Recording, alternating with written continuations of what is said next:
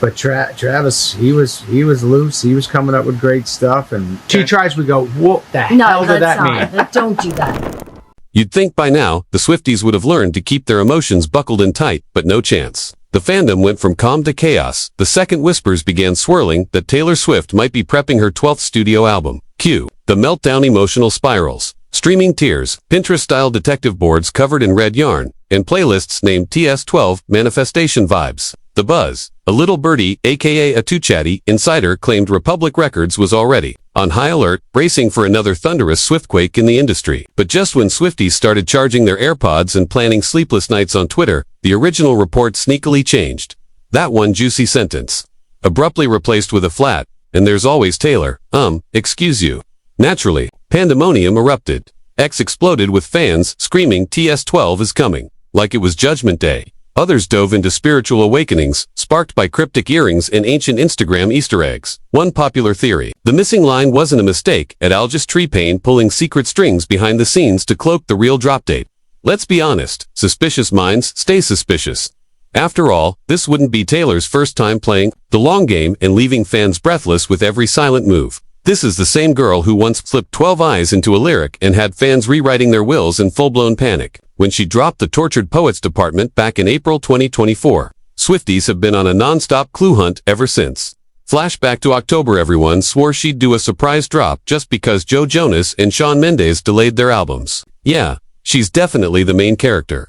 And now, she and Travis are basically living out a dreamy Montana escapes, cozy lunches in Ohio, surprise karaoke nights in Nashville. It's like a Hallmark movie, except every moment feels like it's hiding secret album lore. And let's not even talk about that Grammys appearance. 12 gemstone earrings. 12 Swifties are spiraling. They're decoding every outfit, blink, and sigh. Convinced she's about to hit the music world with something major, maybe even with a hint of country soul this time. Meanwhile, Duff Goldman's over here, taking the Taylor prep method to heart. After hearing Taylor trained for her Eras tour by running her full setlist on a treadmill, he tried it too. Except, instead of athletic vibes, it turned into a sugar-fueled sprint with a frosting-filled finish. And Duff, bless his cinnamon roll heart, thought, yeah, I can totally do that. Cut to his Instagram, Duff strutting on a treadmill, guitar in hand, looking like he's auditioning for a rock musical version of the Great British Bake Off. He's dripping sweat. Jamming out to Bryan Adams' Run to You is exactly what his poor legs are screaming not to do. All of this, just prep for a baking expo. Not a world tour, not the Super Bowl, but the IB 2025 in Las Vegas. If you thought pastries and Pelotons couldn't coexist, think again. His band.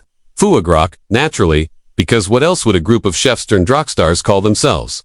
Duff's mindset. If Taylor can crush stadiums, I can at least survive walking while slapping a bass. But let's be real, it's not just riffs and buttercream. He admits the treadmill's pace and the song's rhythm are totally out of sync. Like trying to slow dance to EDM. His brain's on overload from multitasking. And fans are just praying he doesn't faceplant, mid-note, or turn the control panel into a new layer cake. Still, Duff's admiration for Taylor. Loud, proud, and frosted with fanboy energy. He's calling her one of the hardest working legends. Alive, and, honestly, who can argue? Meanwhile, on the far end of the cardio spectrum, Lola Tung's biggest physical challenge was staying upright when Taylor Swift waved at her during the Eras tour. No treadmill, no guitar, just a full-blown fangirl meltdown. Lola was vibing. Near the stage with the Summer I Turned Pretty author Jenny Han, swaying to False Gate, a track that had already made it onto the show's soundtrack. When Taylor hit them with the iconic heart hand gesture, boom, instant emotional knockout. Lola nearly collapsed like someone just banned iced coffee and joy worldwide. She's still recovering from the moment.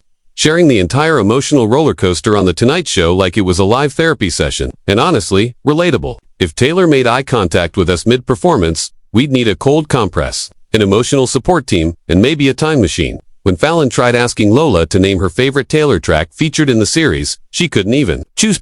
She immediately spiraled into name-dropping, delicate with the energy of someone still floating somewhere between disbelief and full-on Swift-induced euphoria. And The Way I Loved You to Lola was spinning the emotional roulette wheel of heartbreak. Bops like her soul was trapped in a Taylor Swift ballad. Honestly, it fits. Taylor's discography might as well be the official emotional survival guide for The Summer I Turned Pretty. Love triangle chaos.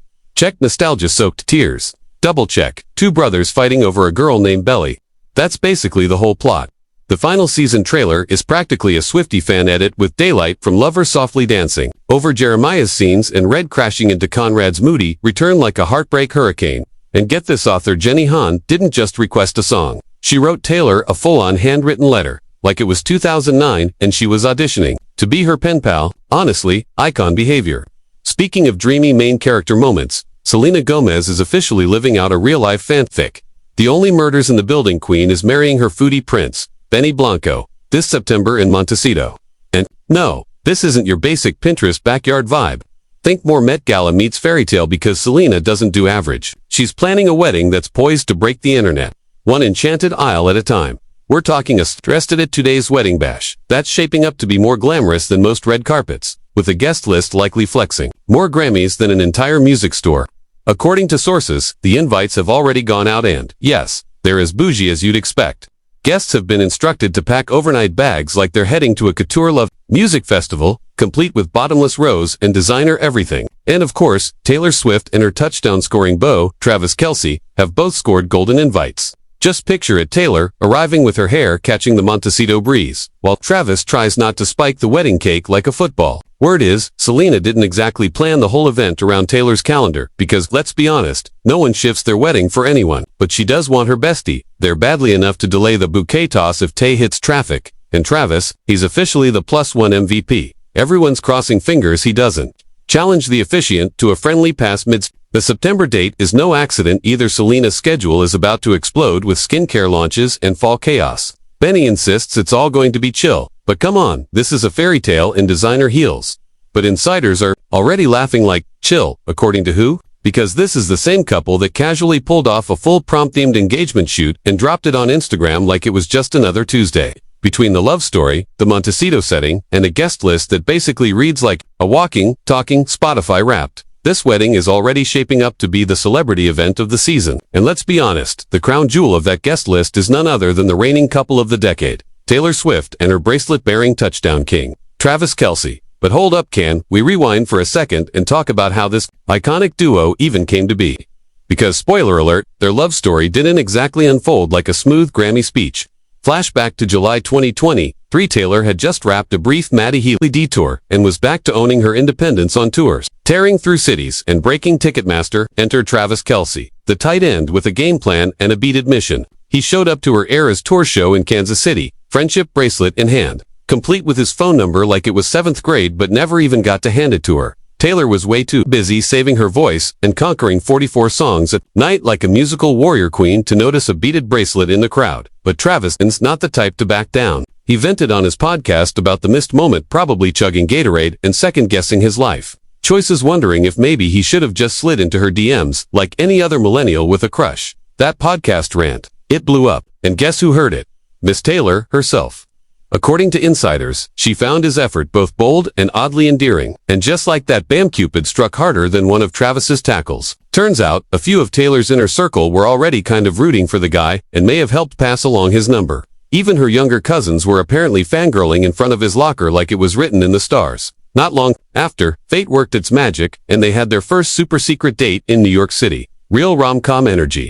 Travis flew in, probably hyped up by every friend he's ever had, and somehow didn't drop the ball. Fast forward 2 years later, and here they are, thriving, iconic, and all because of a bracelet, a podcast, and a man who didn't give up. That's a wrap for this video, folks. Thanks for watching, and we'll catch you in the next one.